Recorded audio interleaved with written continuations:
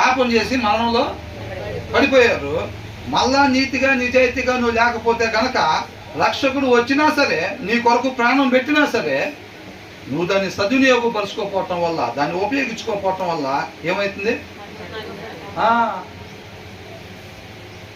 నేనే, వాక్యమే దేవుడై ఉన్నాడు, ఈయనే రక్షకుడు.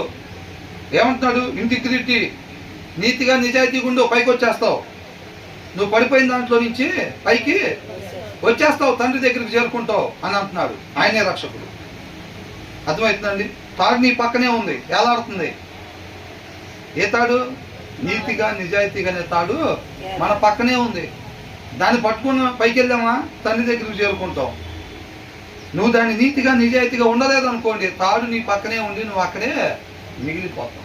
పోయినసారి పడినట్టుగా మరణంలోనే మరలా పడిపోతాం. రేపు జడ్జిమెంట్లో యేసుక్రీస్తు వారు ముందర నిలబడినప్పుడు మరలా ఏమైంది?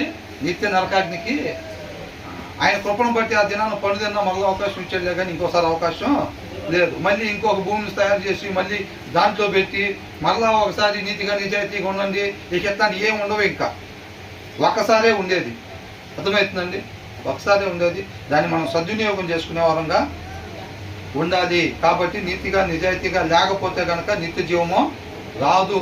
వాళ్ళు అది చేస్తున్నారు, మడలు చేస్తున్నారు, నేను అది జీట్లేదుగా, సీరియల్ లేక వాళ్ళు ఇది చేస్తున్నారు, నాకేముందండి? ఒకటేగా మిగిలింది, ఒకటేగా దాచుకుంది. నేను వాక్యానికి విరుద్ధమైంది నువ్వు ఒకటి దాచిపెట్టినా, రెండు దాచిపెట్టినా అది తిన్నగా ఎక్కడ తీసుకెళ్తాయి? మనల్ని నిత్య నరకాగ్నికి తీసుకెళ్తే. అది నీతిగా నువ్వు ఒకదానే దాచిపెట్టావు, చూసావా? ఒక్కడి దాలు నిన్ను నన్ను నాశనం చేయటానికి సరిపోదా?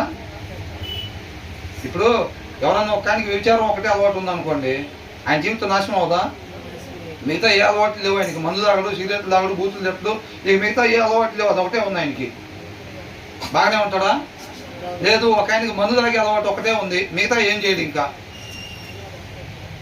ఎంతమంది జీవితాలు చుట్టలా మనం, ఎంతమంది కుటుంబాలు నాశనం అయిపోతున్నాయి. అవునా? కొంతమంది ఏం చేయరు, నోరు తెరిస్తే బూతులు. నిన్నగాక మనం చూసా, ఇద్దరికి నోరు కుదరదంట. భర్త పోయి లాయర్ గారిని కలిశాడు విడాకుల కోసం. మొత్తుకుంటున్నా కానీ, అది ఇంట్లో వాళ్ళందరూ మొత్తుకుంటున్నా కానీ నేను రాని అంటున్నాడు. అర్థమవుతుందా? ఎందుకని? నోరు కుదరదు. నోరు తెరిస్తే బూతులు. అదొకటే ఉంది ఆయనకి, మిగతా ఏం లేవు. మళ్ళీ బాగున్నారా? కుటుంబం బాగుందా? కాబట్టి ఆ ఒక్కటే కదా అని అంటే ఆ ఒక్కటి చాలు. అవేం చేసింది? మర్డర్ చేసిందా?